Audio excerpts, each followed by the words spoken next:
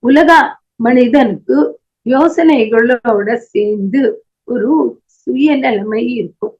That is ஒரு selfishness இருக்கும்.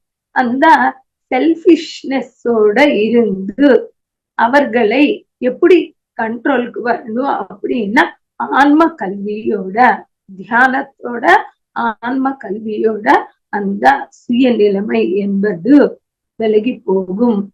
அப்படி நம்ம செய்யாத பட்சத்துல அது வளர்ந்து வளர்ந்து அது அழிவில்லாத ஒரு ஸ்டேஜுக்கு வந்து மற்றவங்க எப்படி போனா பரவாயில்ல அப்படின்ற ஒரு பசு தத்துவத்தோட இருக்குமா.